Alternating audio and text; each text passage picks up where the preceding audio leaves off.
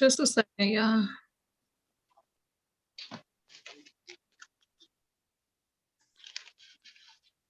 All right, shalom, sisters. Shalom. Shalom.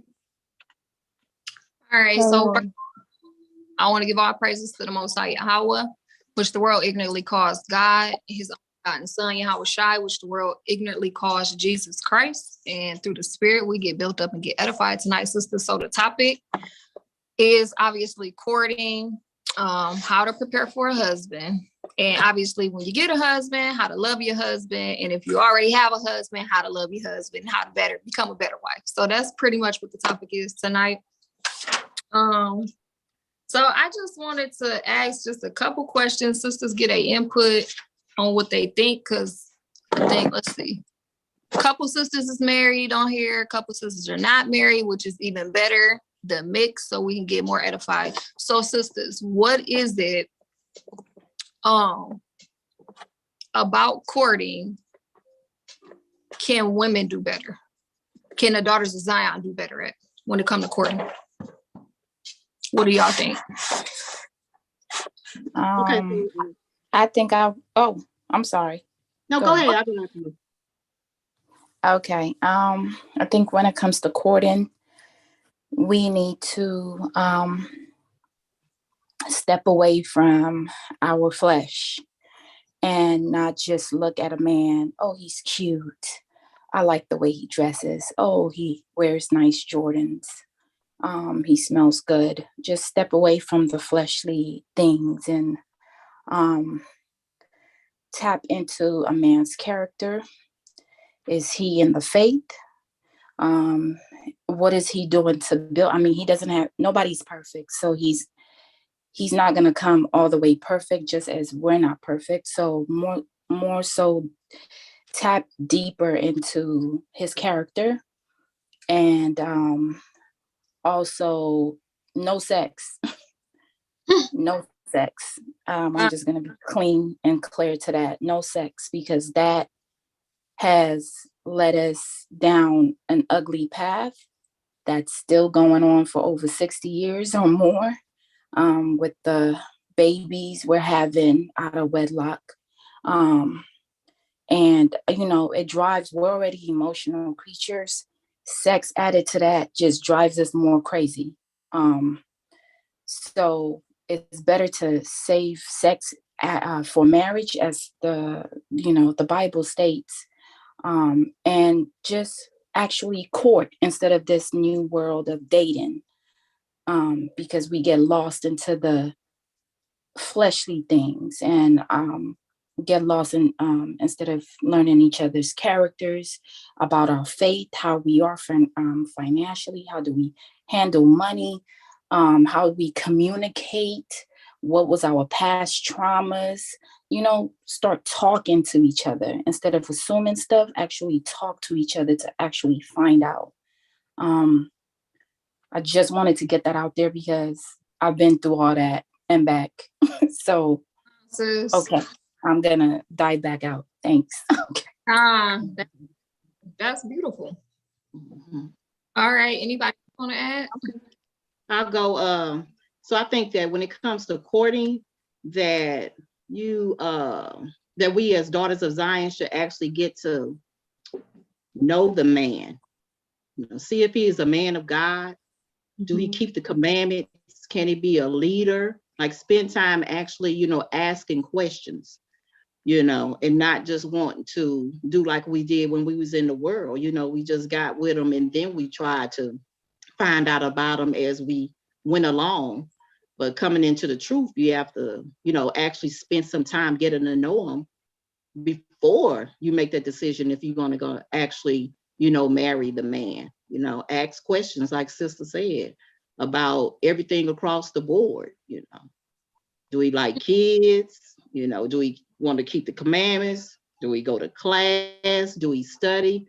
Will he read with you? Will he teach you? Can he lead you? Can he lead the kids? Can he provide? Do he want to provide? All those things, and it's not something that we rush to do. We take our time with that thing and actually, get to know him, see where his mindset is, instead of just, rushing into it and then, saying, man, I made a mistake. We could take our time with it.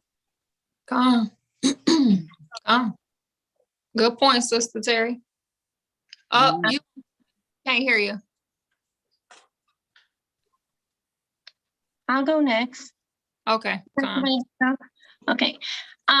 Well, first and foremost, I think it's important that women self-examine themselves, make sure that they're ready to even receive and court a man.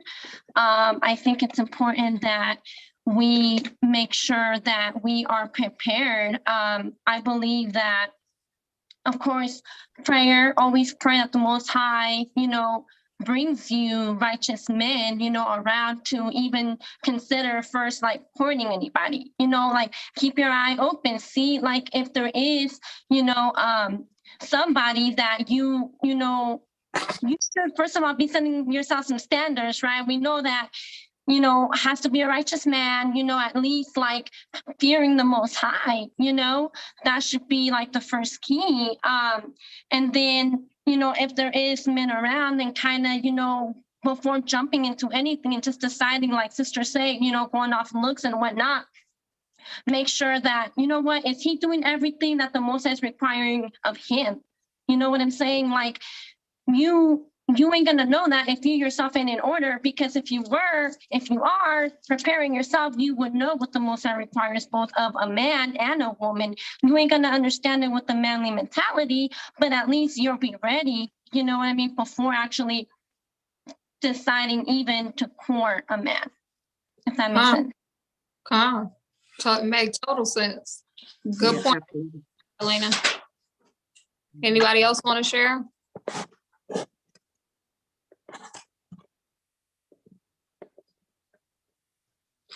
I want to just point out, so of course, obviously, know what the plan is, know what you're getting into, know what the man wants, know what he's expecting. Do he want you to be one of 5 wives? Do he want you to be one of 3 wives? Do he want children? How does he want to build his kingdom, right?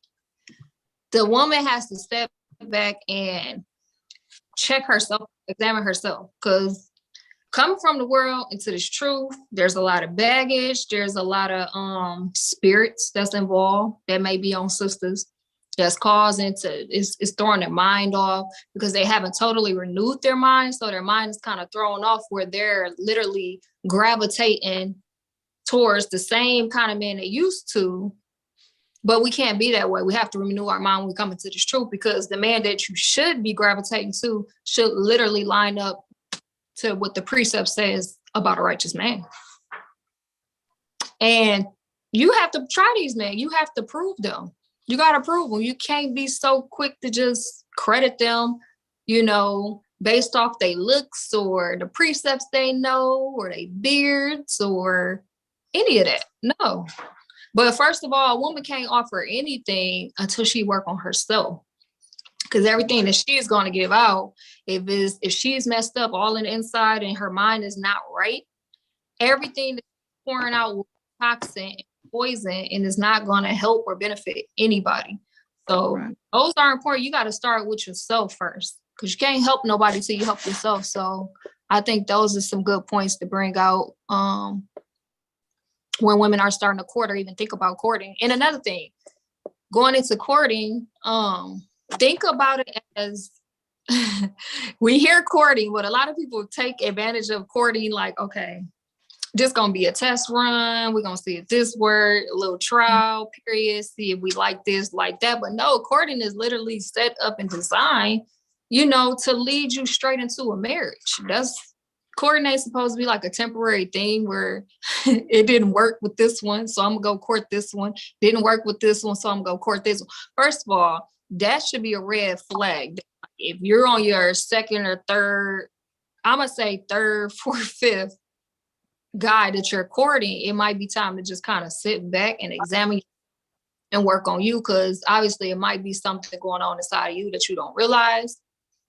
And that's causing you to have to keep on feeling like you need to go court a new man, but it's never set up that way. You see? So that's kind of what I want to say before we get into it. Any other sisters want to bring out any more pointers on that? No? All right, so let's go Real to, quick, sis, I'm sorry. okay. I'm sorry, I was just busy, but I just wanted to say, if your focus is on you and making sure that you're doing everything that you can to be in the spirit and to follow the laws of the Most High, everything that is in His will fall in line. So you don't even necessarily have to be looking for anything. It will just come to you. So I don't want women to be more so of looking and like that being the thing. I'm looking for a husband, no, don't put yourself in a situation where you constantly looking for a husband, because that's really how we work in the world. Everybody want that good relationship. Everybody want to find that man, that husband. No, like Sister Zay was saying, focus on you, get your mind right, get your spirit together, and Most High willing, He will send that man your way. And in the midst, you won't even realize what's happening. It'll just be. You'll get to know him without trying to study him as being your husband. So that's just something that I wanted to bring up. Good point, Sister Brittany. And you actually said something that's very, I feel very pertinent, that sisters is making a big mistake. And that is looking for a husband. Because if we go back to the scriptures, where in the Bible did it ever say that the daughter of Zion was supposed to look for her husband? Right. Because if we go ancient days, the daughter on with her father.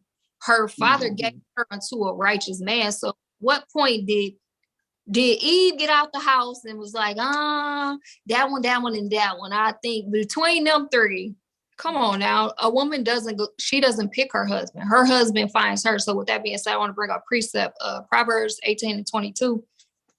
It say, he who findeth the wife findeth a good thing and obtain favor of the Lord. So sisters, when it comes to courting, just keep that order. Stop trying to search for a man. That's where you're going off at. That's why it's not working, because it was never meant for a woman to find a husband. He come find you. The Most High will send him to you if that's your Lord. You see, so let's keep the order when it comes to courting and stuff. So I want to talk about different kind of women. Obviously, let's go to 1 Corinthians 7:34.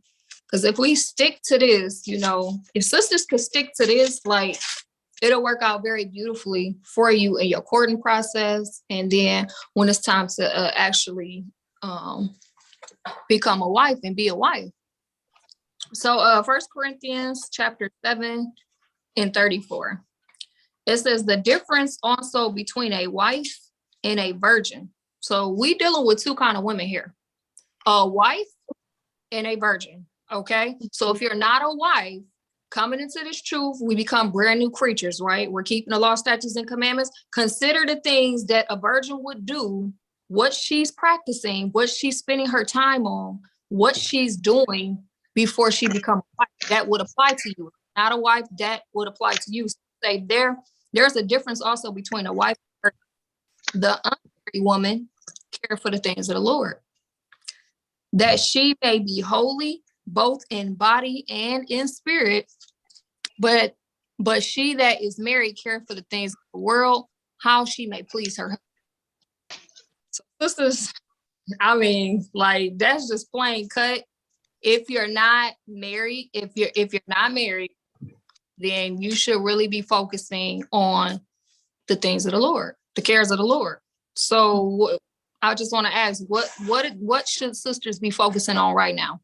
If it say the cares of the Lord, what are some of the things that she should be focusing on? If any sisters want to answer and add input. Shalom, Sister Kawanda. Shalom, sisters. Okay, so she should be focusing on seeking first the kingdom of heaven by keeping the commandments, Mhm. fearing the Lord, as Sister said earlier, reading, praying, fasting, trying to set our heart aright, doing all the things that we need to do to prepare ourselves for the kingdom. Mm-hmm. Any sisters want to ask? Sisters should be really studying what pertains to a virtuous woman, how to become a virtuous woman, what the Lord requires of us. Mm-hmm. Okay.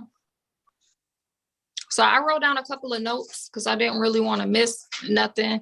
But sisters, at any time, feel free to add. So obviously keeping the commandments. Obviously, she should be keeping the commandments, fasting, routinely praying. She should be reading. And I'm gonna add to what Sister Catalina said. Don't just be reading all over the Bible. Don't be going to the stuff that pertains to a man. Mm-hmm. Stuff that pertains to a man. You don't understand it. It's not for you to understand. Go to what pertains to a woman. To a woman. Proverbs 31. Being submissive. Go all the way back to Genesis chapter 2 and 18. When a woman first got created. To start to understand what she was even created for. Why was Eve created? Why was she created? She was created to be a helpmeet, right? She got to go back there. That's where she should be reading and studying on. Learn how to be submissive and humble and meek and shamefaced. You know what I'm saying? Having that purity inside of her where she can love right. She should also be learning to fear the Lord. Because obviously, if we've been doing all this wickedness, we clearly wasn't fearing the Most High. Because we know if we fear the Lord, we're going to keep his commandments, man. So that fear will increase. The more obedient you are, and the more you're keeping the Most High law, statutes, and commandments, the more you'll begin to fear him. That fear will grow. So that I think that's very important because a woman that don't fear the Lord, she's not going to have any kind of reverence or respect for a man. Regardless if this man is righteous or if he's wicked, she's not going to reverence this man because she don't even reverence the Most High. She don't even keep commandments, simple commandments. You see? So I think that's important to focus on. She should also be focused on the things that pleases the Lord. If you go through the Bible, you could just literally type in pleasing the Lord, pleasing God, KJV, and see the things that please the Most High. Read on that stuff. Read on how we can please the Most High. Because the more we get into habit and routine of, I just want to please the Lord. I just want to please Yahweh. I just want to please Yahweh Shai. Then guess what? That's going to be instilled inside of you. And you can push that out of you when it comes to serving your Lord, your husband, reverencing him. This is a practice round. We get that practice with reverencing Yahweh Shai and reverencing Yahweh, right? That's why she's that virgin. She's supposed to take advantage of that time she's given to reverence the Most High. That is preparing her for a husband. So when she get that husband, it ain't nothing. She only like clockwork. She already been doing this. You know what I'm saying? That was a practice round. So that's important too, sisters. What else I got? And also giving alms, you know. Sisters that's not married, you know, they got way more time on their hands. Even if they have children, yes, it's a duty. It's a lot of work, you know, being a mother. But what I will say, they got more free time than a wife would have. You see what I'm saying? So spend that time, focus that time on helping towards the ministry to help your people. Go give alms, go help where it's needed. You see what I'm saying? And obviously loving to be a servant. If sisters ain't figured that out by now, I don't look. It's like a deer in the headlights. You gotta love to be a servant because that's literally what we are. We're here to serve our lords. You see what I'm saying? And with that same kind of reverence that we serve our lords with is how we essentially look at Yahweh Shai. You see what I'm saying? So sisters, just start to love to be a servant humbly, not groaning in your heart, not murmuring in your mind. You know what I'm saying? Under your voice, just love it. Like, just love it. Same way you love to be wicked. Well, guess what? Not love to be righteous. It's like that. It's that simple. Just reading minds. Just any sisters want to add, because I do got a couple precepts I want to hit on as far as like just focusing on the things of the Lord. If not, we're gonna go to let's go to Colossians 3. Let me add right quick. Okay, sis. One more thing we got to add is that the woman have to realize that she has a head. You know, coming from the world to the truth, you know, we didn't like to have the idea of a man over us, a man being our head. So that's one thing that we got to look forward to too, is that you do have a head. Just like he has a head, we have a head. And we got to appreciate that. That's a good point, sis. The same way we have to answer to our lords, our lords got to answer to Yahweh Shai Yahweh. It's, man, order is a beautiful thing. You know what I'm saying? Actually, like, for those that didn't have it, and then you tap into it and you find out like there's a spiritual order. The Most High loves us that much that he gave us literally a spiritual order to follow, man. That's love. That's love. You know, that you can give for a plethora of precepts, how, you know, how the Most High justifies those that he loves, right? He scourges those that he loves. We're not a no people. We're not a nothing people. You know, that's them nasty heathen nations that's a nothing people. The Most High didn't leave any order, law, statutes, and commandments or anything for them because they're bastards. You see what I'm saying? So that's love that the Most High, even he left this holy Bible here for us, these living waters, his words, because he loves us that much. Like, some people just don't even get it. Like, they hear that and they just be like, that's love is a feeling, how it make me feel. That's not love. That's not love. That's a lie. That's actually, it's more like a lustful thing. But let's go to Colossians 3:2.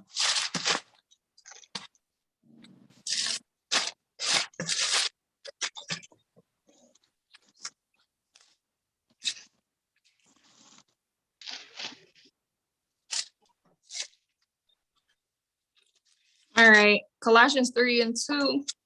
That's chapter 2. 3:2 is saying, set your affection on the things above and not the things on the earth.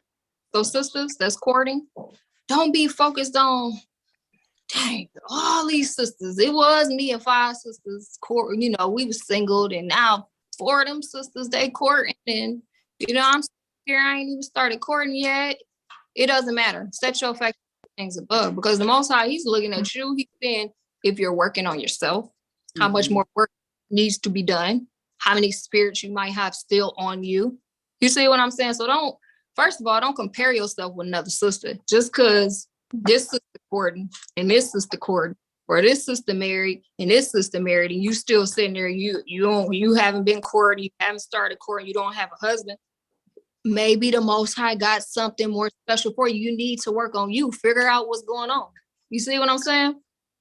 Because sisters, we are winding down to the last days. We live in the last days. Okay, so obviously we know the righteous sisters is going to have a husband, right? We know that through the precepts. We also know that the wicked sisters is not going to have a husband. You see what I'm saying? So what I'm saying is prepare yourself now. You don't know what the Most High got in store for you, what he has planned for you, what he has prepared for you. But if you ready, you know what they say in the world, if you ready, you ain't got to get ready. Now we can use an example about the 10 virgins, right? 5 wise and 5 was unwise. 5 was ready and 5 wasn't. So say the Most High got a husband for you next week, a righteous man that keep the law, statutes, and commandments, that fear him. You see what I'm saying? But you too busy worried about your sister that's been courting. You ain't even been working on you and your spirits. You know you're not right now. You know you're not ready for no Lord. You know if you get a husband right now, you're going to tear that man down. Just keep it real. You see what I'm saying? Like, work on you and stop worrying about what another sister got. It don't matter what she got. Focus on you, because we know if we putting all this focus on somewhere else, oh, we missing a whole bunch that's right in front of us that we should be focused on, working on. You see what I'm saying? All right, let's go to Romans 8:8.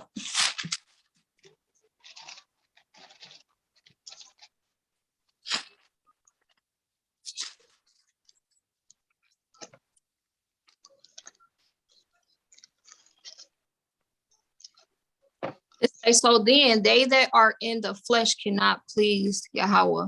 So sisters, constantly stay in the spirit. You know, if you walk in the spirit, you will not fulfill the lust of the flesh. You don't have to worry about stuff that you shouldn't be worried about that don't pertain to the Most High. Just stay in the spirit, keep building your spirit up, keep preparing, stay ready. You see what I'm saying? It'll come. If it's of the Most High will, it'll come. Let's go to John 12:26. And this is another big thing, like sisters that's alone, you know, that don't have husbands, that's not courting right now. You know, they tend to get lonely.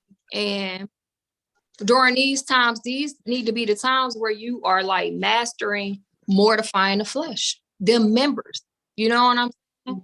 Working on controlling lust spirits and demons. They may try to jump on you, because who's to say if you're not working on that and then you do get Lord, now you married, but you got this big lust demon on you that you didn't work on, that you knew was there before you got married, but you didn't work on it. You see what I'm saying? And now you're married and it's still there. It didn't go nowhere. Now what? You see what I'm saying? So the liberty is here. The time is now. Take advantage of the time that's being given right now. I say, sisters that's not married, you have an advantage right now to work on you. You see what I'm saying? There's a lot of sisters, don't get it twisted. Married sisters got an advantage too. But what I'm trying to show sisters that's not married is you have all this time on your hands. Let me tell you, that time is going to go away when you become a wife. That's all I'm saying. So like, take advantage of the time right now to get yourself right. Like a lot of sisters think, this is just a waste of time. Like I'm already ready. You know, I feel like I can submit. I feel like I'm humble. Sister, you don't know what you are until you're put in that position to do it. Okay. You see what I'm saying? So don't ever get it twisted. Like you think that I don't need to work on this. We all need to work every single day.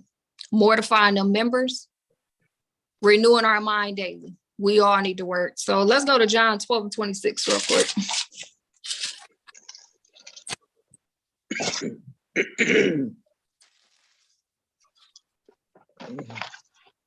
It's, and serve me, let him follow me. And where I am, there shall my servant be. If a man serve me, him will my Father honor. Well, guess what? A sister that's single or married, we should be following Yahweh Shai. If this sister that's ready to court, if she been following Yahweh Shai, meaning keeping these law, statutes, and commandments, she already know what's required of a wife. Even though she never met her husband, she already know her role, understand it, is ready to commit to it. She agrees to it. Guess what? This sister is going to be on point when she actually do get a Lord. Like, so I know I might keep repeating myself because I can't stress it enough how much preparedness you need to have and be ready when you actually, because who's to say you get a Lord and the Most High, he got you on a time clock. You know what I'm saying? To see how good you are to this man, right? How obedient you're going to be to him, how submissive you're going to be to him. And then you find out you thought you was this very submissive, humble, meek woman until your desire is to please this man, right? To please your Lord. And then some of your flesh rise up and be like, oh, so this is what them sisters was talking about. I thought I had this in a bag. I thought I had this. No, sister, we got to work on it constantly. So just keep on keeping these law, statutes, and commandments. Keep on fighting off them spirits that's on you, sisters. Because I know it's probably spirits that y'all dealing with that married women's not necessarily dealing with. You see what I'm saying? Being single and everything. But, you know, if you stay fast, stay prayed up, you can make them demons flee from you. So, how do we be received? How are we ready to be received from a husband? Can sisters give inputs on what they think, what a sister should possess when she's getting ready to get a Lord? Say, Sister Sarah, you're about to get married in a month. What should you possess and already have going into a marriage? What do you think? I think shamefacedness, Humility. humbleness, Huh? be ready to be selfish. You can't be selfish. Do you know what I'm saying? What else? Submissive. Mm-hmm. Servant. You said Gotta what? To be a servant. Oh, yeah. Gotta be a silent woman, loving. Mm-hmm. Calm. Understanding of the woman's role.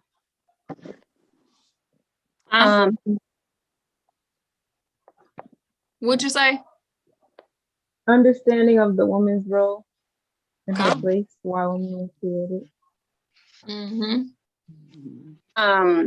You gotta make sure you fear Yahweh above all. Mm-hmm. Calm. Gotta be meek. Gotta be humble. Mhm. Discreet, chaste. Mhm. And gotta know how to be like a pillar of rest for him. Calm. You know, That's right.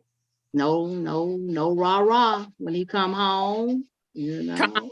he Calm. had a bad day. You know, you want y'all that yap.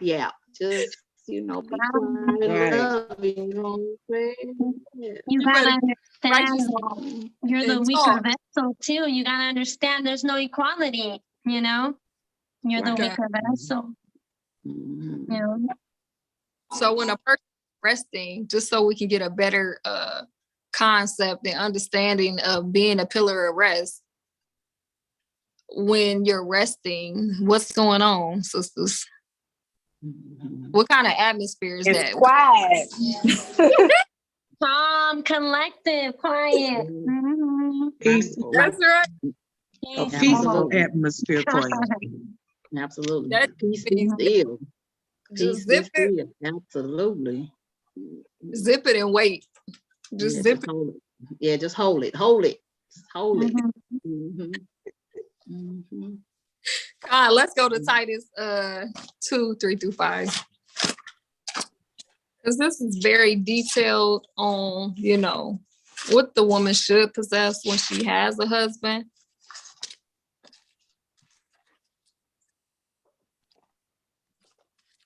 All right, Titus 2, 3 through 5.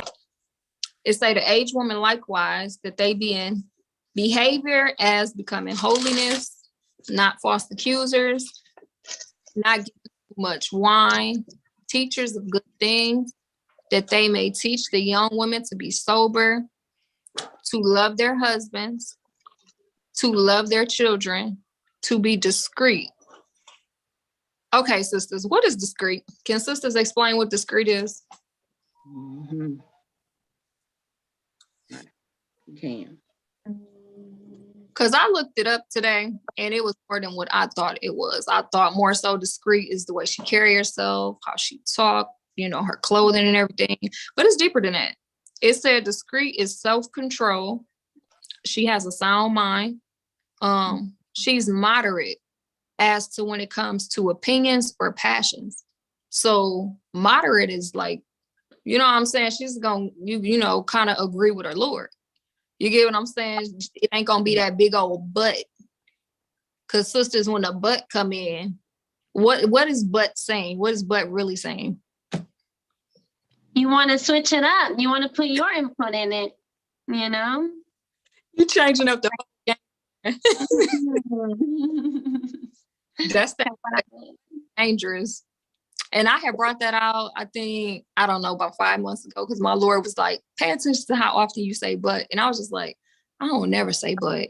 And when he said, I started thinking about, like, I really started paying attention. I was like, dang, whoa. You know what I'm saying? We don't even be realizing, like, when we say but, if we do it this way, you don't even realize that but is changing the whole plan. The whole, it's like, it's literally showing, like, I don't agree with you, what you're saying. Right. I got a plan of my own. So that's, sisters, pay attention to that word, because it's important, because it really shows if you're submissive or not. Because this you can use that short 2 letters. Okay. Constance, because Yes. I definitely had to work on that, because I didn't realize, it was like I was just trying to get my point across. So I was like, but and it's like, no buts, just listen, just understand, just listen, take it in, and let it be that, because too many buts definitely is a spirit of not being submissive. Right. Gone. All right, let's finish verse 5. It say to be discreet, chaste. What's chaste, ladies? That's just being pure, right? It's being pure from carnal things. Like, the things she's focused on is these law, statutes, and commandments, just being pure, like just walking in righteousness. Keepers at home, good, obedient. What's obedient, sisters? Submissive. Right, obey. I wrote down a couple words. To be subject to submit oneself unto, to put in subjection under. You see that? It's good to get other words, you know what I'm saying, of the meaning of a word, because the obedient might be like, obedient, I ain't no dog. But no, it literally just means you're relinquishing, any authority that you may have had or you done came with, and you're acknowledging that your Lord is over you and you agree with what he's saying. You just relinquishing that Jezebel spirit. That's all you're doing. Any sisters want to add to that? I love that you brought out authority, because a lot of our sisters don't know how to deal with that. You know what I mean? Like, they don't like authority. They want to be the authority. Sometimes in a marriage, you think you know better than the man, and that could be a spirit, That's most definitely a spirit. That's a spirit. Okay, so we're gonna get around. So we pretty much just ran through what a single woman should be focused on, just building herself up righteously, what she should be focused on. Don't focus on your sister to the left, to your sister to the right. Focus on where you need to work on with you, preparing yourself to become a righteous wife. So we see it all too much in Israel. Sisters say they courting, they got married, and now he put her away. What's going on here, sisters? What do y'all think is going on here? Obviously, somebody's not getting proved. Yeah, I was gonna say that. Honestly, because, you should know what kind of man you're dealing with. And you should have known, if you had approved him, that he wasn't just gonna, lay down with you and then put you away and say you're not his wife anymore, right? We gotta be, you have to prove, brothers, that you're courting, and it's true. You can't just credit a person just because how they look or how they carry themselves. You don't know how this person act behind closed doors. You don't know what is going on in their mind. You don't know if you the 10th, 11th, 12th, 13th, or if you the first one he did that to. You will know it through proving and taking your time and being patient, right? And not rushing into it. if it's really important to the sisters, you approve, brothers. So let's go to Sirach 6, 7 through 8.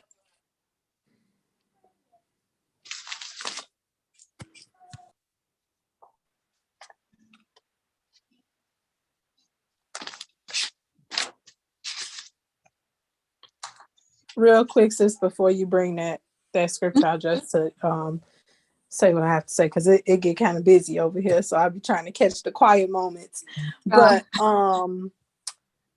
you know, about the women getting put away, you know, having the husbands or courting, getting married, and then getting put away. But what women also have to realize is we're not the only ones dealing with spirits that's coming from the world, you know.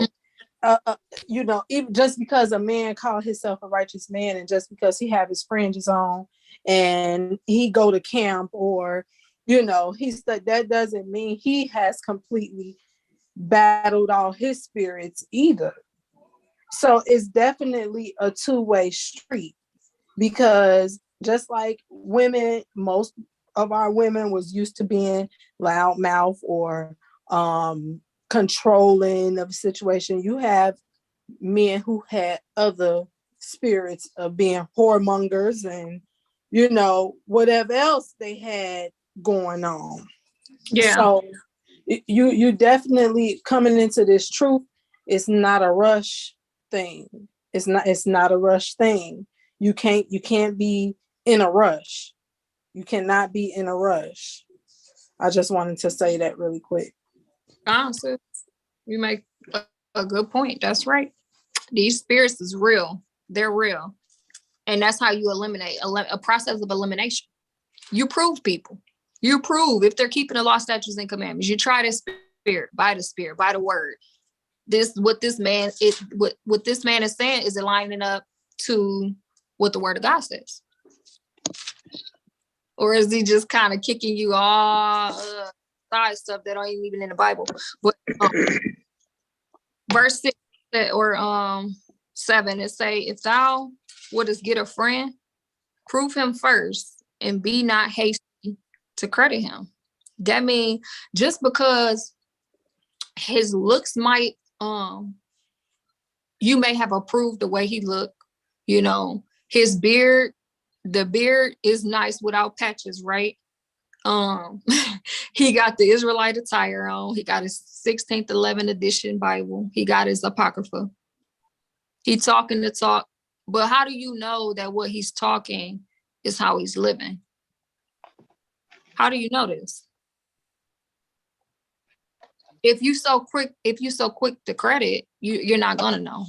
You're not gonna know. You can't be hasty to just credit people. You got to prove people and see that their words is lining up to their actions. So verse 8, it says, for some man is a friend for his own occasion, and will not abide in the day of thy trouble.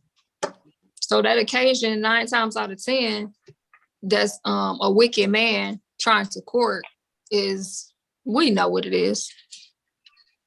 It's that one thing, just to lay down and then keep it moving.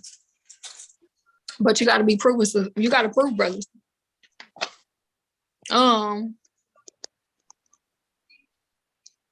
Let's go to Sirach 19:4.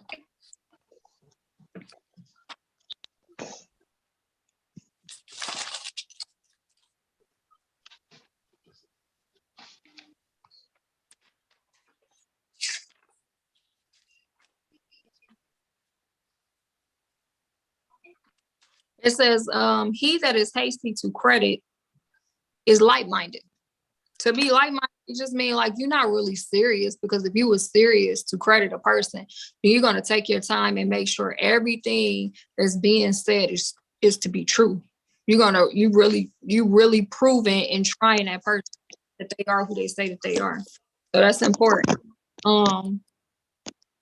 Quick question, sister. So we know Esther, the king pretty much gave her purification oils to purify herself for a year, right? Right. So how much more, you know, the daughters of Zion that's courting, shouldn't they be purifying their bodies? Like, don't be in such a rush to, you know, everything seems like it's going smoothly, the vibe is right, he's saying everything right. So now you're ready to take it there too soon, you know, without even giving you or him time to like what Brittany, Sister Brittany was saying, get them spirits off. Because it's more than just a spiritual, a physical purification. It should be a spiritual purification that's going right along with that. So I just want to bring that account about how Esther, she purified herself for a year. But then you got sisters that's courting for 2 weeks, and then the 3rd week they're married, and the 4th week they divorced. They've been put away. Why is that? Why? That's madness. Because they're not trying them. They too hasty to credit. Let me see. Esther chapter 2 and 12.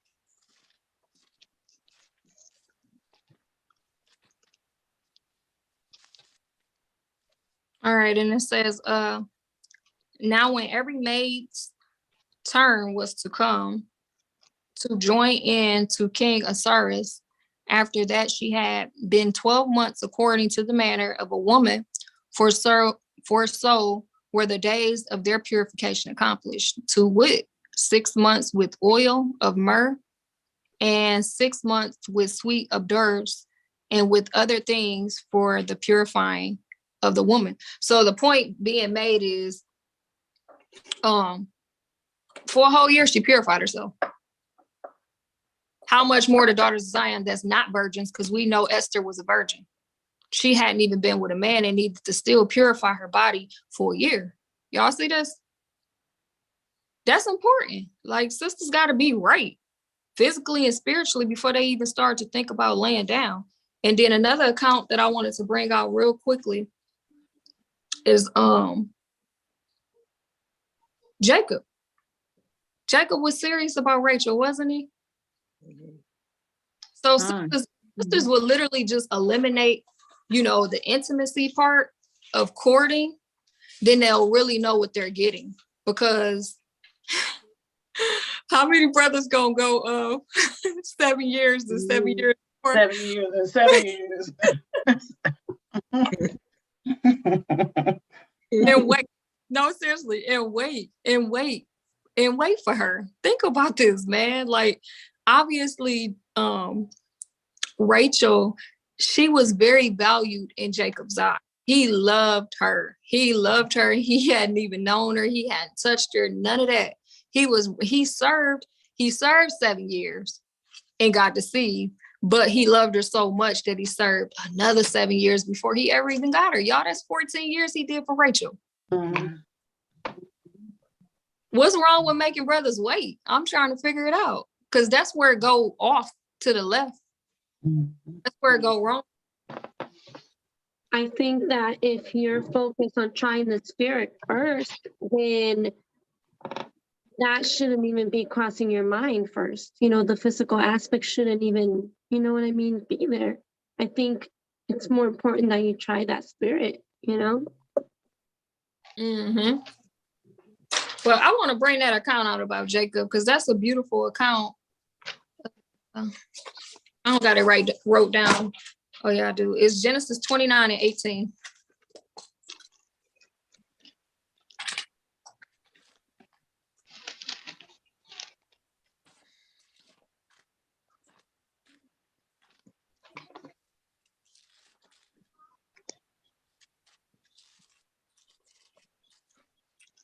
All right, 29 and verse 18. It says,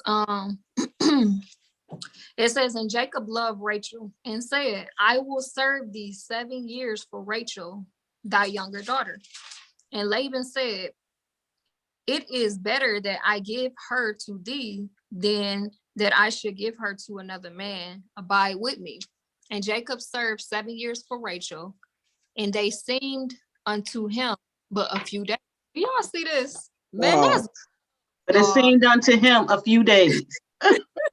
shallow. Golly. Mhm. He served 7 years, y'all. And it seemed unto him a few days. Mhm. Ain't one day, wait, 1,000 years. Help me out, sisters. The Most High. 1,000 years, 1 day. 1,000 years is like one day. Yeah. Y'all get kind. So Mhm. with that being said, like the love that the Most High had for the daughters of Zion, you know what I'm saying? He loved us that much. And guess what? Jacob, he took on that very attribute of the Most High. Look, it was nothing for him to wait. It was nothing for him to wait. But you know what? This is a way to eliminate the wolves. This is a way, sisters, to eliminate the wolves, the wicked men that is only trying to court for the wrong reasons. Because if you eliminate that and say, well, you're gonna have to serve 7, I'm being funny, y'all, 7 years. Every man gonna run away, but no, seriously. Right. If you make them wait, guess what? A lot of them might just go on about their business in the other direction. You see what I'm saying, sister? So this is where you prove, brothers. You gotta prove them. You have to prove. Because if you eliminate that, then what we really building here? What do we really have spiritually? Like, what's really going on here? It should never be a physical thing. And sisters that married, they know that. It's not a physical thing, man. It take work into building a beautiful marriage. It take work into having a longevity marriage. It's not an easy thing. You know what I'm saying? You have to fight a lot of demons that try to destroy your marriage. So it's the same thing with sisters. Be certain, like be for certain that the man that you're courting or you're thinking about courting, he truly is a righteous man that's willing to teach you. If you got children, your children, the law, statutes, and commandments, and lead you in righteousness, that's willing to wash you with the word, help you heal, help you get all them scars and whatever it is on you, off of you, through loving you that much that he literally washing you with the word, these living waters. He taking these scriptures, he opening it up, boom, he hitting this. He literally is washing you, healing you with these precepts. That's love. That's love. That's what sisters got to be looking for. Not just, I just feel so squishy and feely. Whenever I see his face, I get butterflies in my stomach, y'all. No. Mm-mm. That stuff wear out anyway. That's Right. real quick. That's only temporary too. Calm. So sisters got to really know what they're looking for in courting. And again, like I kind of brought it out earlier, if you're courting, sit down, get a list. Sisters, get them lists. You know, back in the world, their idea of, this man gotta have this, and this, and that. I'm not saying that, y'all. What I'm saying is it should match up with the scriptures. A righteous man should line up with the righteous prophets of this Bible. If it's not lining up, something ain't quite right. But find out, do he want, how many wives he want? Because I see it and hear it so much. Sisters, young sisters, and they young, y'all, 20, 18, 19. You see what I'm saying? 25, 26.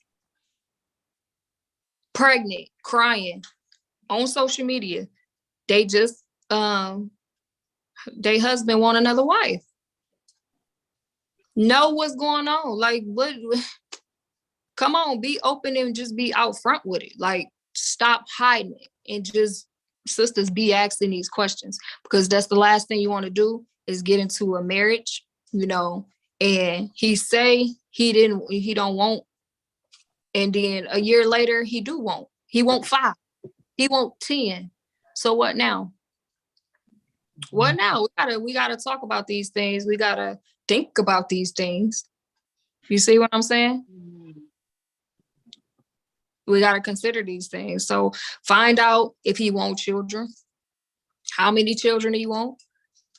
See what, just ask questions like, well, what are you looking for in a wife? What lines up to your expectations? Because that's going back to Genesis 2:18, to be a help unto him, right? So see if you even at a point where you feel like you can meet his expectations. I mean, that's reasonable. That's logical. Can you line up to what he's expecting of a wife? You see? So do sisters got anything they want to add to that? I'm looking at Estrus and Okay. The history of Susanna. Mm-hmm. Yeah, and that story is a good one too, because she actually say all through it that she was a woman of the Most High, you know. And I know she was already married, but I'm pretty sure she was that way before she got married. And so it showed that no matter what she did, she put that relationship with the Most High before anything, you know. And then when the men came to try to rape her, she still stood by. She didn't care what anybody said, you know. And she knew you gotta even know. And I know you're married, or if you're gonna be married, you still have to have that soul relationship with the Most High at the same time. Mm-hmm. And so what actually happened was she went and she decided that, no, I'm not going to let these men rape me. They can go back and tell people I could be stoned, I could be this and that and other, and her husband would be upset.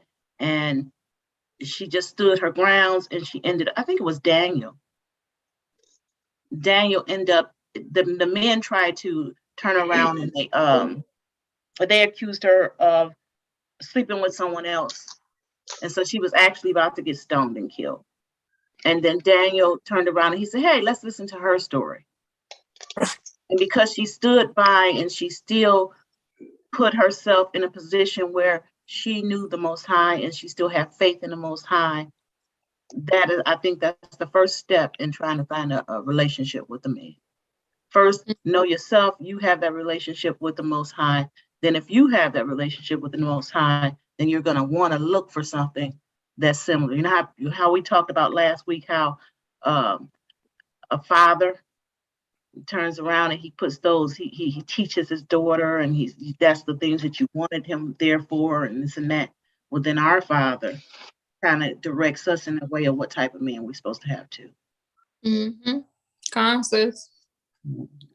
And Got a precept. Go ahead, sis. Okay, so it's Amos 3:3. Can two walk together except they be agreed? So when you courting, find out if this brother believe in God. Find out if this brother wants to keep the commandments. Find these things out. Find out if one day he in, the next day he out. Find out if he tossed all over the place, you know. This week we're going to believe in God. Next week we're going to believe in Allah. You know, he all over the place. Find these things out, because in order for us to walk together, we got to be in agreement. That's right. So again, we're going to be asking questions, and we're going to be seeing, we're going to be watching what he doing, what kind of moves he making, you know. And you know what? And when a brother show you who he is, don't deny that. You accept that. Because they're going to show you who they are. You got to believe it what it is. If it looks like a duck and it walks like a duck and it quack like a duck, it is a duck. It is not a turkey. It is not a chicken. It's a duck. You got to believe what you see, because they will show you that. You got to be in agreement. Right.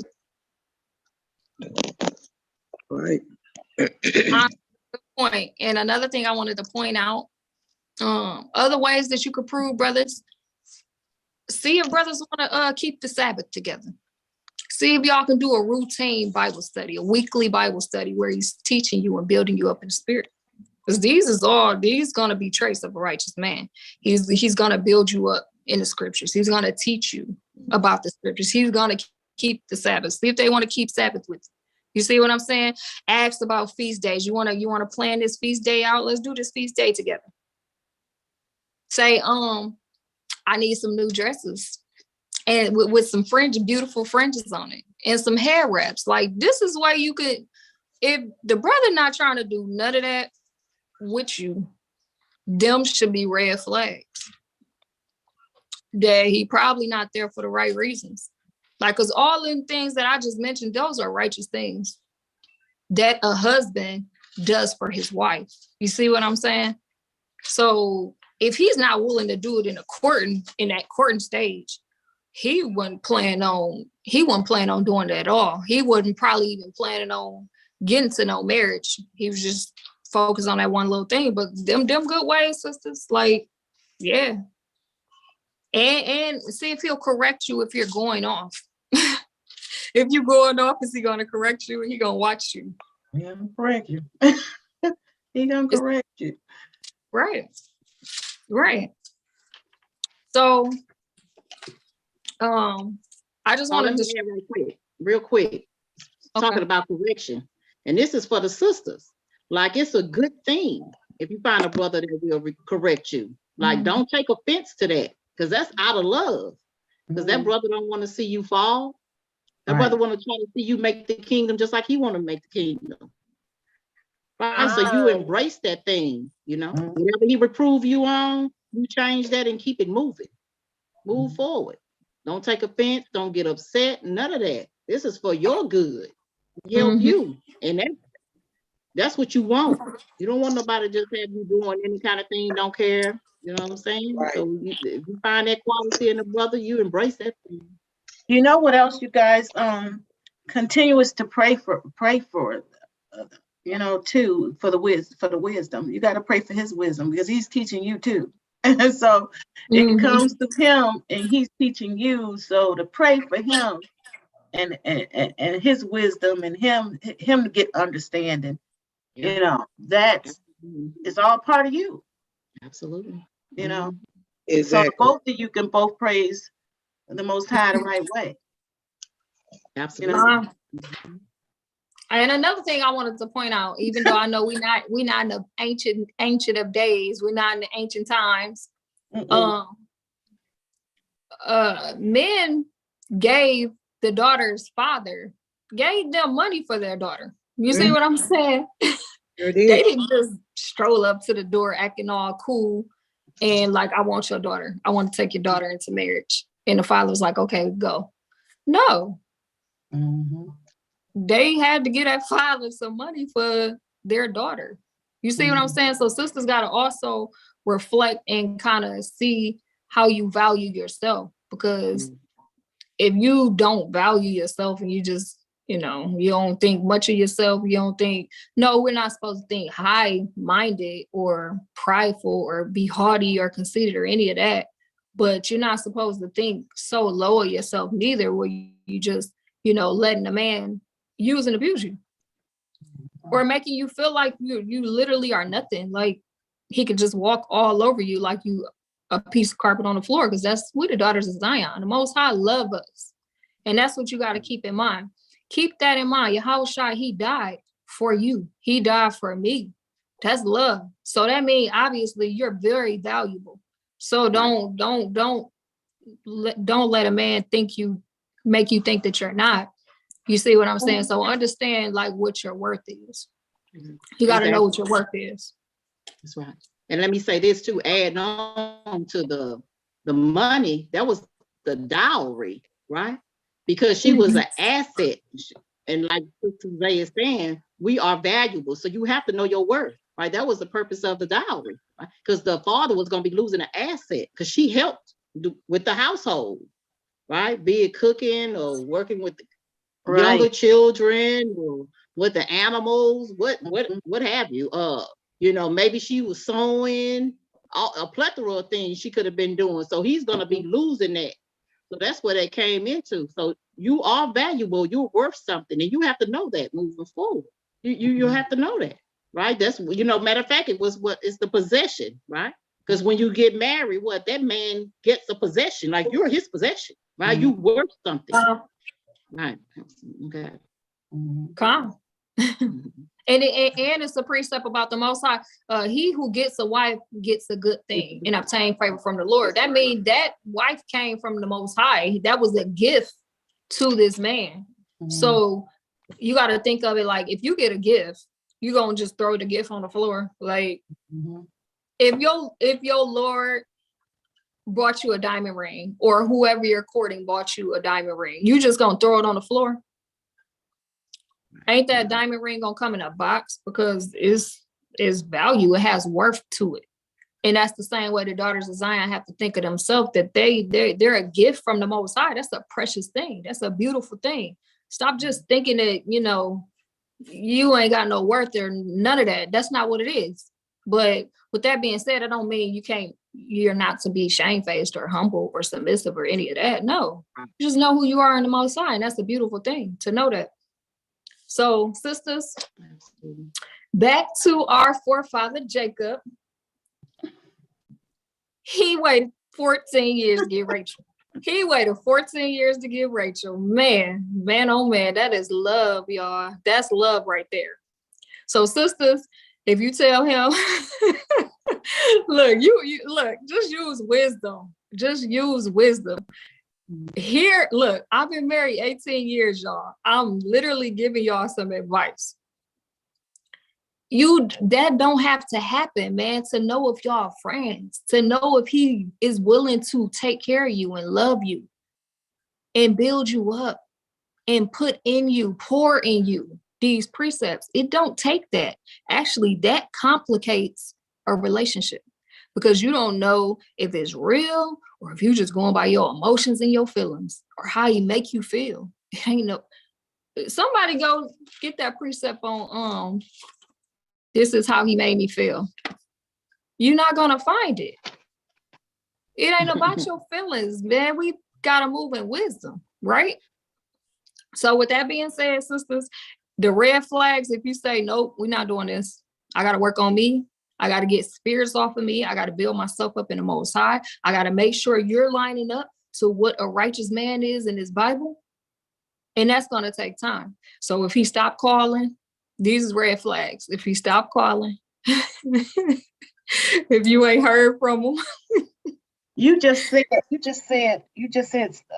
know I talked about spirits last week. Spirits. That's another thing that, I mean, if you think about now, for people who especially, getting into the word and they have been with other men and they want to find, and they're looking for a husband, then that's another thing that has to be done. You have to spend time with the Most High, and you got to ask to get them spirits off you, because you're going to bring those spirits along with you in that journey with your husband. So, and to be truthful, if he could be washed, it also great, but you still got, and to take that, you got to have it washed, because one, in the beginning, when you were talking about that the father gave the daughter to the man and she was worth this, and that was a pattern in the culture. But see, now that was how it was supposed to be.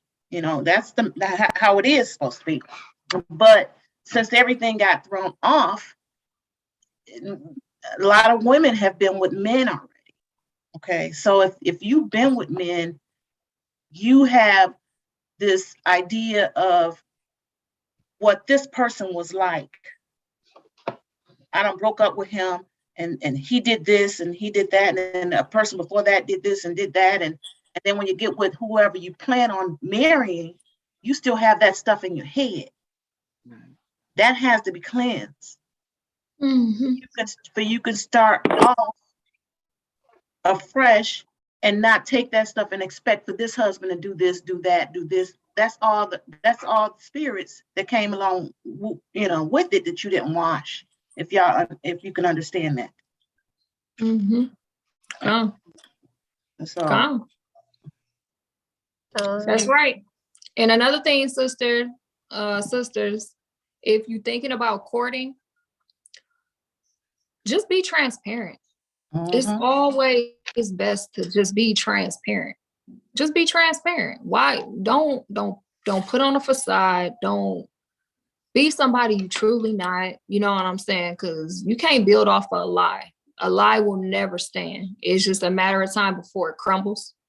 And when I say be transparent of who you are. You know what I'm saying? Where you at in your walk. You see what I'm saying? Because a brother that really want to take care of you, desire to take care of you and to teach you and to build you up in the Most High, he's going to be concerned that state that you're in. You know what I'm saying? He want to know what I'm dealing with here. You know what I'm saying? What's going on with her? So be transparent. And another thing with transparency is when I say transparent, sisters, hello, your natural state, how you came into this world. I don't know how else to put it, but your natural state, no weaves. Take it off, basically. Take it off. Let him see you. Let him see you for who you are. You know what I'm saying? Take the makeup off. Let him see who you are under that. Because he don't know who, catfish, he don't know who you are with all that stuff on, okay? He don't know. So be transparent. And so just a little side joke on my husband. My husband talk about we done been together over 20-some years, and he still mentioned how when I first met him, I got tears coming out, laughing. When I first met him, I wanted him to know who I was, And out back that time, we used to put the hair in the microwave. Oh my God. You said in the microwave. I ain't heard that one before. He got microwave curls. And he said, y'all, guess you was trying to show me who you are. You just take that ponytail and you just put it on, take it out the microwave and you sit it right on the counter. Right. And just think about sisters that's too ashamed of what they look like. Huh? What you say, sis? I guess he wanted me for me because he's you got to show him who you are. That's beautiful. Because sis, imagine what you got to maintain if you will not, you got all this going on with the hair weaves and the wigs. Your makeup got to stay on point. You got to rise hours before he wake up to go make up your face, and it's got to be right. And then you want to get back in bed and look so perfect. Like, just, it's too much. It's idolatry. It's for real. Like, makeup, it's a form of idolatry. You literally just in the mirror, just doing all this, looking at yourself for hours. Like, no, just be you. Like, you beautiful. The Daughters of Zion is beautiful. We don't need that nasty makeup, man. And these nasty, funky wigs and weaves and stuff that they're giving us. We don't need none of that. Just be you. Just be transparent. Because guess what? If he don't like your transparency, he that's not the one for you. You see what I'm saying? Why do you got to put on all this stuff that's not you to try to draw a man in or to make him like you? Because he really don't like you. He just like what you got on until you take it off. Then what? Then you're going to start feeling insecure about yourself and self-conscious. Like, dang, well, do I, you ain't got to go through all of that. Embrace you for you. You know what I'm saying? And get your confidence from the Most High, because that's where it comes from. These precepts will build you up and make you confident. You don't have to turn to that. But I got a couple videos I just want to show real quick. Dealing with sisters just being patient and, making a brother wait. So let me, dang, y'all, I'm on my phone. I got to figure this one out. Hold on.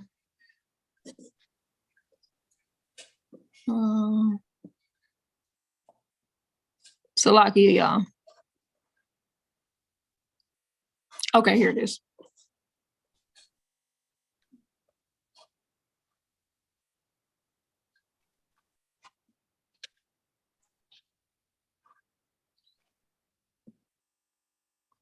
All right, let's go down.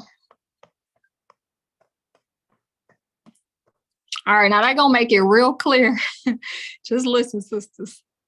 Why do men avoid having a relationship with a woman that prefers to wait until marriage? All right, so couple things to consider here. One, you've got to understand that most men that you meet are probably not trying to be serious with you to begin with. All right. And so if they're not trying to be serious, and when I say serious, dating with the intention of this could potentially go to marriage, then to remove sex out of the equation makes the whole situation pointless for them. It's like, why would I be here with someone that's what I'm looking for if they're not going to be giving that to me? So, and I'm not saying me personally, I'm just saying that's what the guy might be thinking, all right? So that's one aspect of it. The other aspect is there are some men who are genuine or open to marriage or intend to get married, but they still don't see the whole waiting till marriage to have sex as something that they want to do. Because the concern for many men is, one, again, what the argument will be made is that how do we know there's sexual chemistry? Which I do believe they're looking at it the wrong way, but this is how they perceive it. One, how do we know there's sexual chemistry? And how does that man know he's getting a woman who is willing and able to fulfill him sexually? All right? Because a lot of men hear horror stories of men who are married in sexless marriages, or, she not giving it to him like she used to and things of that nature. Now, I think the mistake a lot of men make is that they don't understand. Basically, you could have sex before marriage and still end up in a sexless marriage. All right. Because the key ingredient isn't whether you had sex or not. The key ingredient is connection. The key ingredient is communication. To me, there are ways to find out if we really have good sexual compatibility, energy with each other by simply talking to each other and being open with each other. It doesn't require us to get physically involved to figure that out. But that's not a concept. Okay, I'm gonna stop it right there, sisters.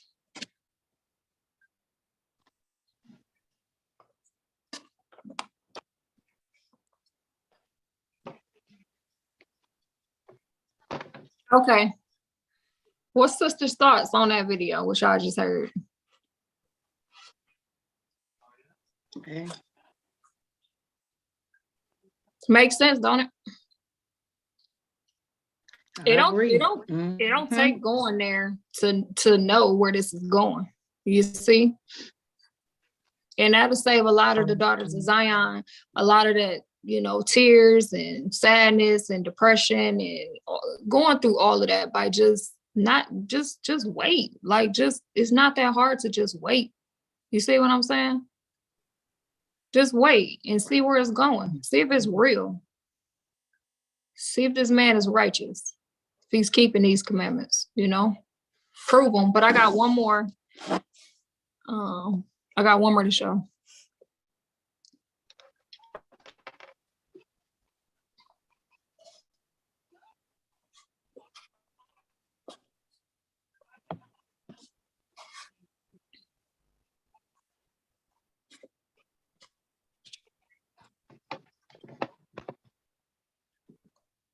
Man some money. They give him a lump.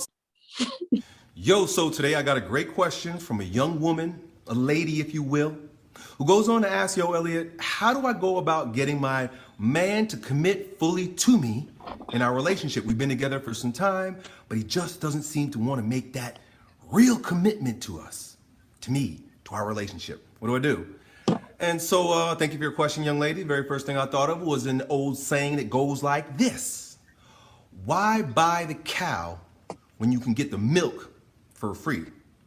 Let that sink in. Think about that for a moment, right? If there's a dude and he likes milk and he can walk across the street anytime he wants and start squeezing them that udder and getting some milk, get a bucket of milk, maybe put his mouth right on the udder and suck out some milk, bring that milk home, stir in some chocolate, put it to his mouth and just maybe get that milk mustache, enjoy himself, have a whole lot of fun with that milk.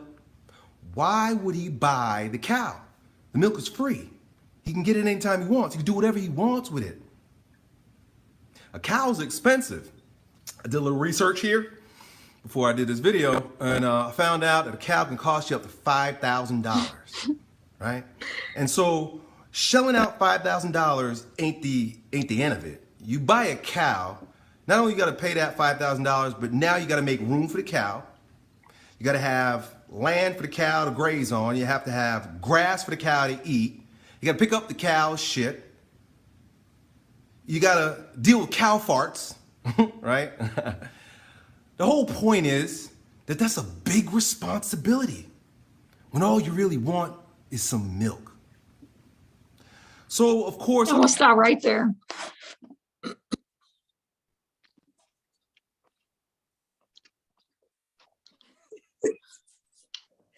What's your thoughts, ladies? A good one. It was all so deep into it, right?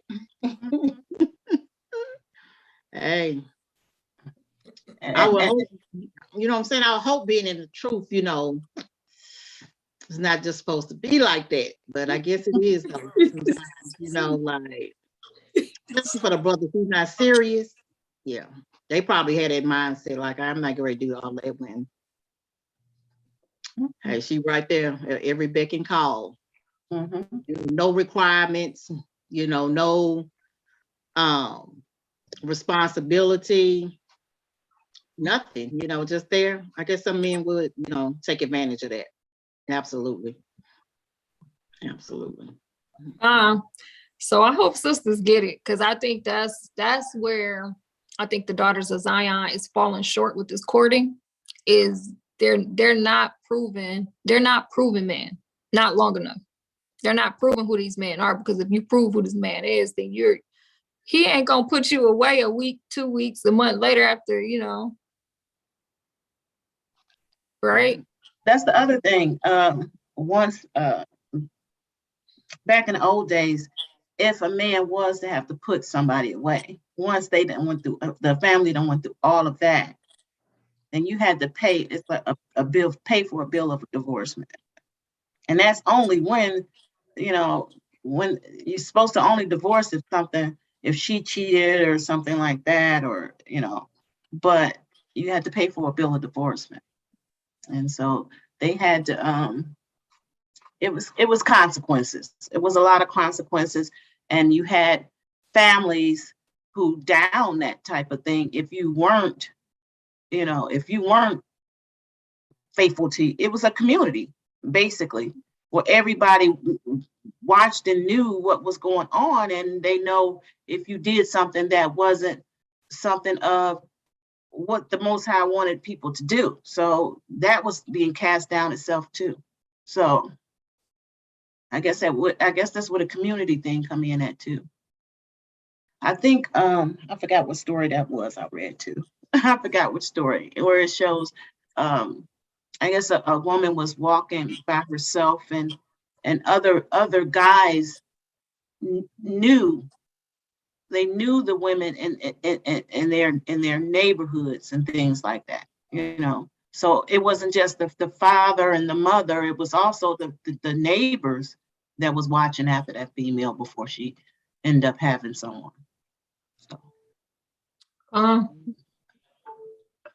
So that's pretty much all I got on that. Any sisters want to add before we get to preparing for a husband? Just to bring out we pretty much talked about it, but just bring out some precepts that sisters can write down and read. So sisters, preparing for a husband, a sister has to know, she got to understand her role, agree and commit to it. That's the only way it's gonna work out. So we already brought out Genesis 2:18, but I'm gonna bring it out. We talked about it. I'm gonna bring it out real quick.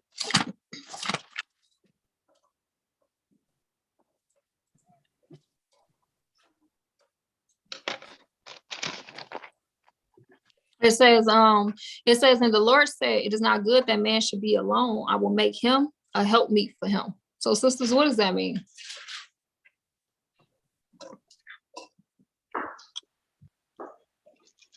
You were What does it created mean to? you were created for the man. For the man, you were created for him, for his need. You know, to be obedient to him, to his word. You know. Mhm. Okay. So if sisters can master this, like I said, sisters that's not married, you got an upper hand here. Go ahead and master these right now, because then when you get put to the test. So sisters, I got a quick question before we even go any further. Another thing that's messing up sisters courting is she's sharing what's going on in a relationship with multiple people, many sisters that may be jealous of her that she don't realize, sisters that talk a lot, sisters that's just negative, you know, and you share good news with a sister and the only thing that she have to say about it is something negative, you know what I'm saying? So that should tell you what she's thinking about y'all relationship anyways. Sisters can't let and I learned this a long time ago, y'all. I just knew, like it, I always knew you don't talk about your relationship or your marriage to anybody. So that's a gem. I will have to say that is one of the major keys into longevity in marriage. Keep your marriage. Because we got to remember them cleanup lady. Right. It's a whole lot of cleanup lady out there, and it's sad, but it's true. It's sisters literally wanting for relationships to fail, speaking that relationships fail, speaking that courting, whatever sister is courting, speaking death and, you know, not prosperity to that sister. She don't want, so don't stop telling your business to sisters. And another thing I want to stress is stop getting counsel, marriage counsel, courting counsel from sisters that ain't never courted, Right. from sisters that ain't never been married. If y'all was going to go take an exam, right, you're going to study. You're going to study and study and study. You might even get a tutor. And if you go get a tutor, you're going to get a tutor that has already passed that exam that you're getting ready to take because they already been through it and passed it. Would you go get a tutor that have no idea what you're talking about, but they'll just be a companion there with you while you're studying, but they're not there to help. They can't contribute anything to you. And most likely the conversation is not going to be profitable because they haven't experienced it. They haven't been through it. So my point being, sisters don't seek counsel from sisters that's not married about marriage. Don't seek counsel on courting if sisters ain't never courted.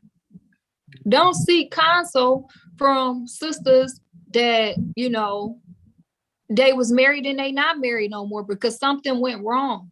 You see what I'm saying? When you go to seeking counsel, who you're getting your counsel from, it means they've been through it and they endured through it. They passed that. You see what I'm saying? You don't want to get information from a sister that has no idea on how to help you in your situation, if that makes sense. If it makes sense. You see what I'm saying? It does. You still have to, that is true. But also to watch for people who are married and people who have been through marriages and they're not aligned with the same type of alignment that you're in, because their views is going to come from somewhere different. Yeah. And so you don't want the confusion. I guess that's the word he would use. Just, you know, he ain't trying to put confusion on you. So just stay away from it.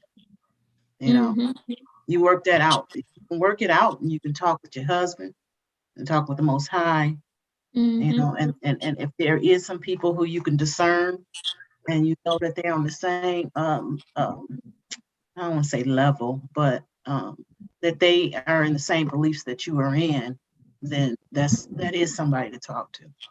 Mm-hmm. And then this too is remember too, as you, if you are in the truth sometimes, and that's what brings us together. I assume this for all of us is that sometimes this walk can be very lonely, Mm-hmm. very lonely. You can be around people and it's not that many people in the truth.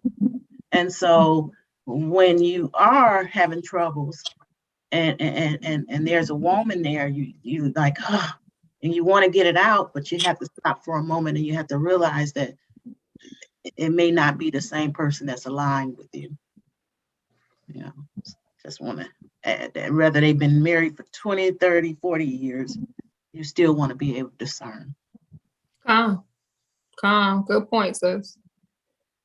All right, we can just pull a couple precepts on precepts sisters should be studying to prepare themselves for a husband. So Sirach, we know the whole book of Proverbs, y'all. Obviously, that is the ideal virtuous woman or woman that we should be looking to be these righteous, virtuous women. That woman is perfect. Okay, she's perfect, and we should be striving to perfection to be just like her, because that's the righteous, virtuous woman. Sirach 36 and 24. I just want to hit just a couple precepts, not many, just a couple highlights that sisters should possess when going into a marriage. 36 and 24. We talked about this earlier.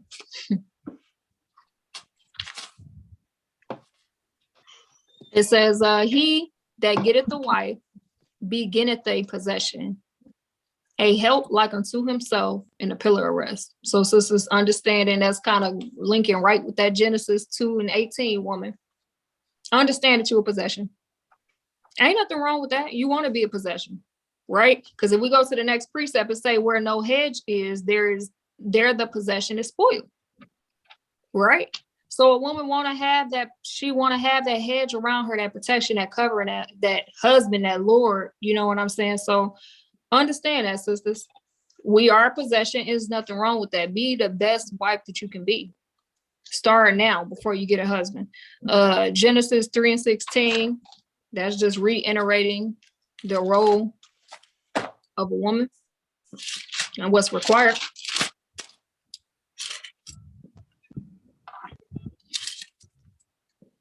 It says, unto the woman he said, I will greatly multiply thy sorrow and thy conception. In sorrow thou shalt bring forth children, and thy desire shall be unto thy husband, and he shall rule over thee.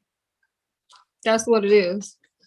Y'all, it take way less energy if we would just Bible what the scripture is saying. You'll save so much energy. You'll stop stressing yourself out, trying to rebuttal and rebut every single thing. Just go with the flow. There's nothing wrong with being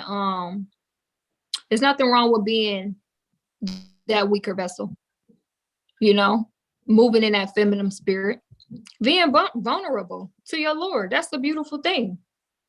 Because what you're doing is you operating that authority. The woman should be vulnerable when it comes to her Lord. You see what I'm saying? She shouldn't be on the same level as him, rebutting and bucking up against everything that he's saying. So that's a beautiful thing. Possess that. That's a beautiful thing that was given to us if we could use it righteously. Ephesians 5 and 22, y'all know we can't get away from that. That's the go-to. Submission. Submission is the key, man, because with the husband, without a husband, it starts with the Most High, submitting to the Most High. You see, that's the training to submitting to a husband, to your husband, when you get one, or if you got one. So Galatians or Ephesians 5 and 22.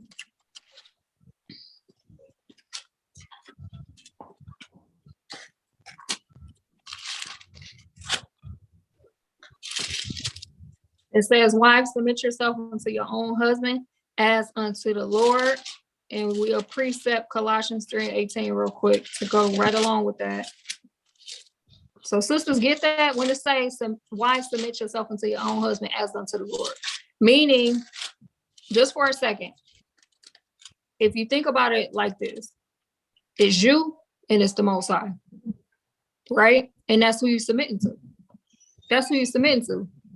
He blessed you with a Lord, you know what I'm saying, so that you could show your reverence to him or through him to the Most High. That's all it is. It's really not that hard, sisters. So Colossians 3:18, wives, submit yourself unto your own husband as it is fit in the Lord. These are things that's pleasing to the Most High. If you desire to be a submissive wife, you'll be a submissive wife. If you desire to be humble, meek, and shamefaced, that's what you'll be. But if you resist it, then you'll be the opposite of that. And it's that simple. Another thing, 1 Peter 3:1. I just wanted to go over that real quick.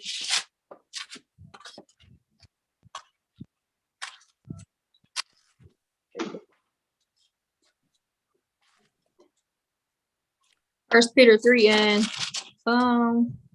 1, and then we'll drop down to verse 6. It say, likewise, you wives, be in subjection to your own husbands, that if any obey not the word, they also may without the word be won over by the conversation of the wise. But I want to really, I just said, I really, I had that precept as well.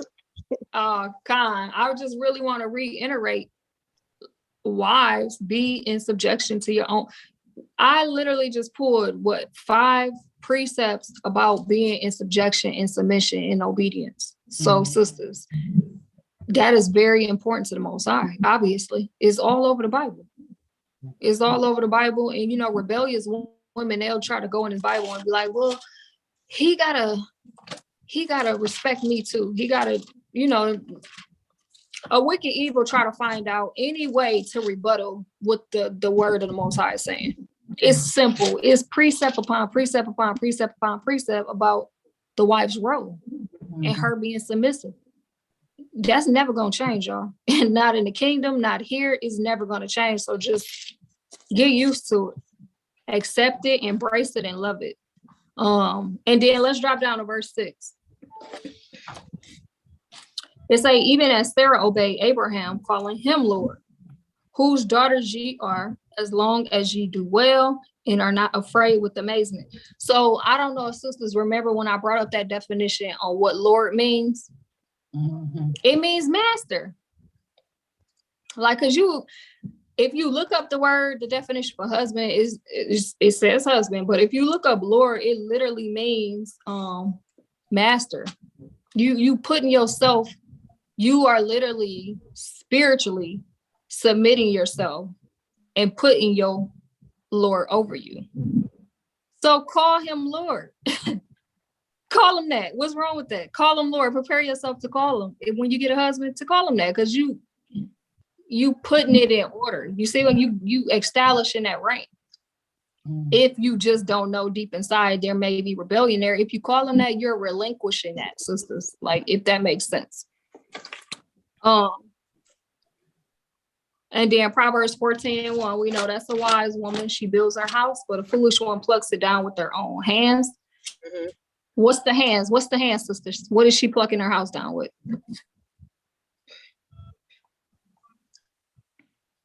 How does a foolish woman pluck down her house with her hands? Not letting him take his place, or you switching the roles. Huh? Oh, did you hear? Did you hear me? Uh-huh. Oh, okay. What else, sisters? Not maintaining proper order, and then the mouth too. We gotta watch our mouth. Right.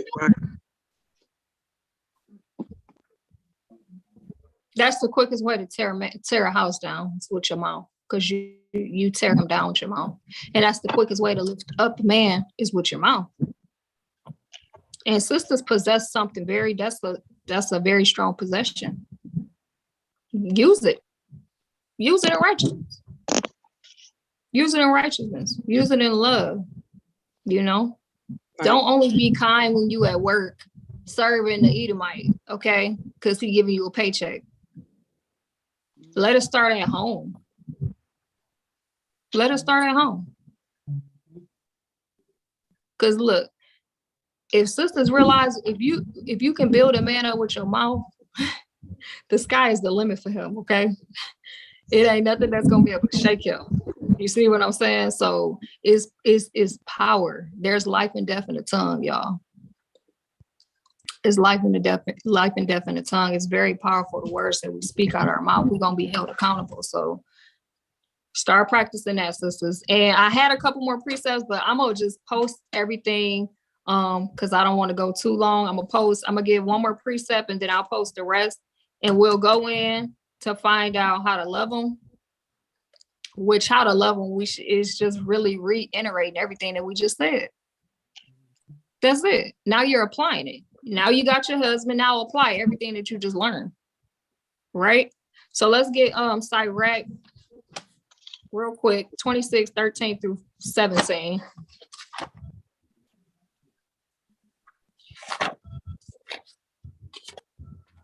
And I'll just have to say that Sirach chapter 26 is a whole chapter. It's really good for edification for women as well, not just Proverbs 31. But I really, really highly suggest that sisters get into reading, Sirach the 26th chapter. Come on, sis. And 25, because that talk about that wicked woman. You want to read on that wicked woman, and you want to make sure that wicked woman don't apply to you. You can't read on her, huh?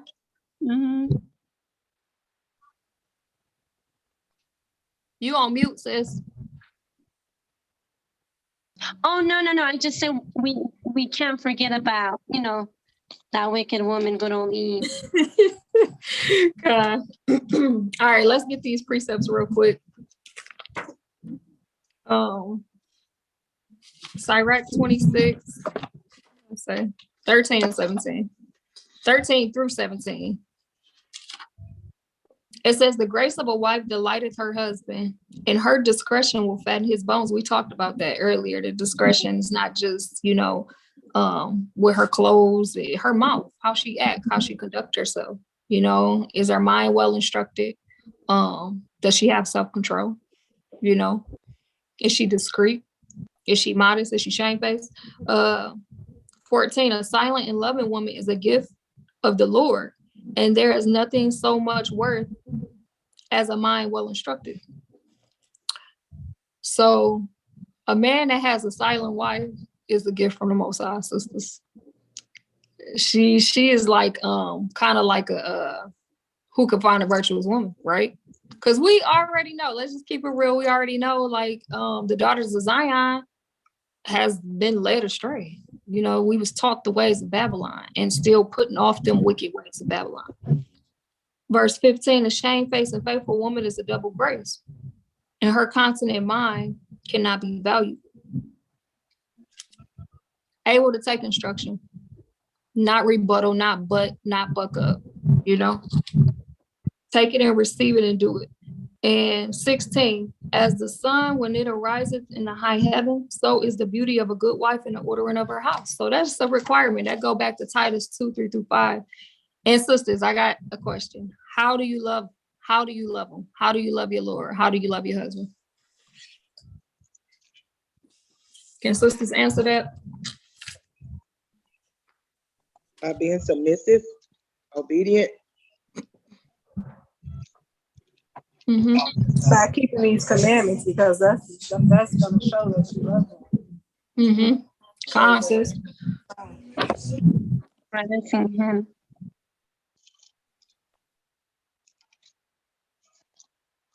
Sister. So what I wanted to correlate was, how do we show the Most High we love him? Because Sister Brittany just hit it. We show the Most High we love him through what?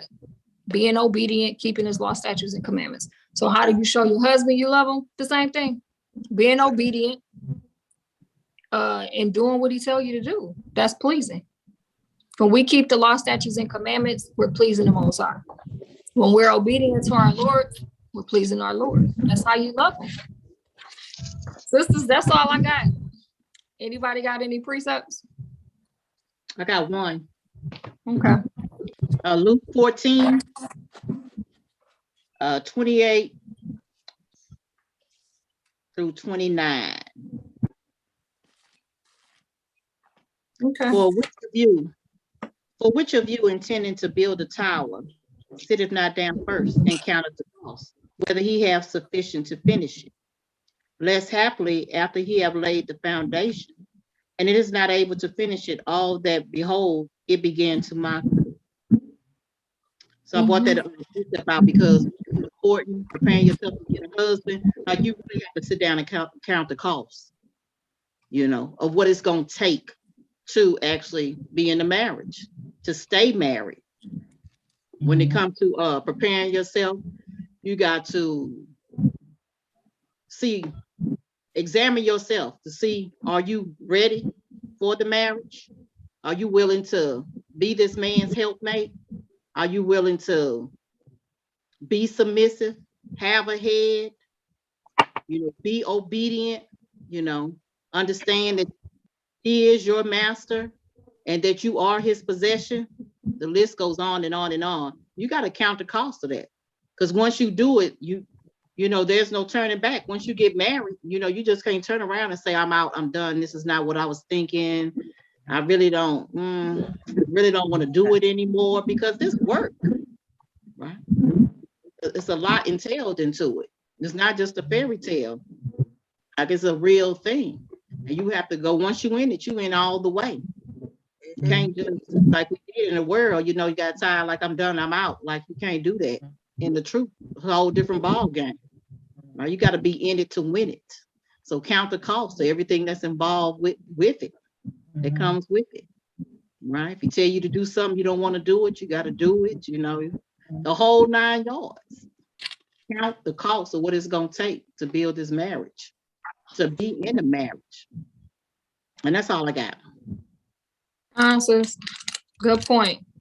And another thing I wanted to bring up, sisters, with kids, when you're courting, lay that out and see if this man is willing, you know, to, you know, bring that, like I said, being transparent, bring that out early on, right there in the beginning. If you got children, hey, I got children, 2 children, 3 children, whatever. Just be transparent about it.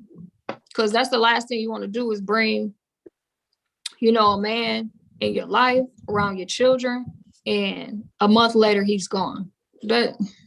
That's not what you should be teaching your children. You see what I'm saying? So be transparent in the beginning, find out if that's what he's willing to take on, because sisters got to also remember, like, it's very humbling to be in a courting position, and, you know, we got to just realize the baggage that we bring. I'm gonna put it like that. The baggage that we bring, that the man got to deal with. You see what I'm saying? I don't think enough sisters realize, like, Babylon kind of messed us up. You see what I'm saying? If we can just keep it real, really kind of messed the daughters of Zion up mentally, even physically. So that comes, it's spirits and baggage that comes along with that. So with that being said, sisters, just keep seeking the Most High. You know what I'm saying? Do everything that is required of a righteous woman to do. Continue practicing your roles, learning order, loving submission, you know, get into the habit of it now, because, hey, Jacob's trouble was coming. And we all know what the prophecies say in Isaiah 4:1, that 7 women shall cleave to one man. Let's pull that real quick before we end. Yeah. Let's pull that.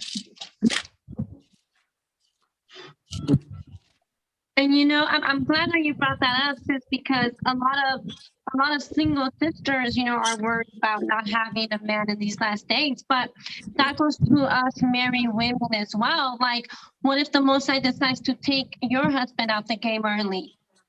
You know what I'm saying? So that's something that us, you know, married sisters have to also consider as well. Like, you don't want to be dealt with wrong. You don't want the Most High to be judging you because you are being wicked. Having a husband, he could just take him away from you. But you got, I was thinking along those lines too, of saying that throughout marriage too, that you have the prayer has got to be strong. I mean, because you already know that if you in the Word, he in the Word, and you guys are you know, doing what you're supposed to do, that devil trying his best to come and creep in. And so those prayers have to be strong, you know. That's So right. I wanted to mention that. Prayer and fasting together. That's Yeah. powerful. It's That's powerful. Sisters should be doing that with their husbands as well. Um, You know, if you ain't bringing that up, then you bring it up. You know, restore righteousness. You know, mhm. motivate your husband a little bit. It's okay to do those things as well. You know, Sis. So let's get the account in Isaiah chapter 4, which a lot of women, they really don't like this precept right here, but let's just bring it out. Isaiah 4:1, it say, in that day, 7 women shall cleave hold of one man, saying, we will eat our own bread, we will wear our own apparel, only let us be called by thy name and take away our reproach. So what's sister thoughts on that precept? Well, I think that in that day, when it come down to it, everybody that's married, I don't think they're gonna really care that much, you know, if he's trying to take a hold on other women, because we're gonna be, you know, on a run. It's gonna be a whole different ball game. It ain't like we're gonna be able to go out and, you know, go to restaurants and have dinners and kick it. It's not gonna be that type of lifestyle going on. You know, it's gonna be, I think everybody's mindset gonna change at that point. That's what I'm saying. I think also to add to what Sister Terry was saying, you gotta love your sister. You gotta love your sister. If you love your sisters, no folly's gonna come in your head. You ain't gonna be worried about the carnal thing. That's your sister. You see what I'm saying? Especially if it's a woman in the truth that fears the Most High, you're gonna have a problem with it. You know what I'm saying? Love your sisters. You know. That's I agree with you. That's one of the most well, the second he was saying, love thy neighbor.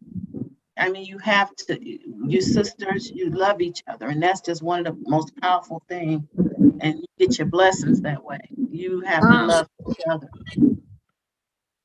Yeah. So the whole point of me bringing that out was, sisters, build yourself up now. Start to master what the role of a wife is, what's required of a wife.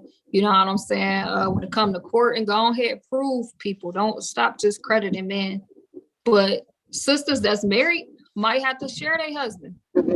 Them the days that we coming to. And sisters that's not married, they might get married or they might become a reproach. So we know a reproach is not a good thing, sisters.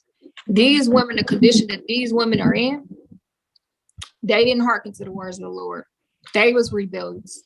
They was clamorous. They was loud. They was simple. They don't know anything. They disrespect man. They don't honor order. They don't honor any of that.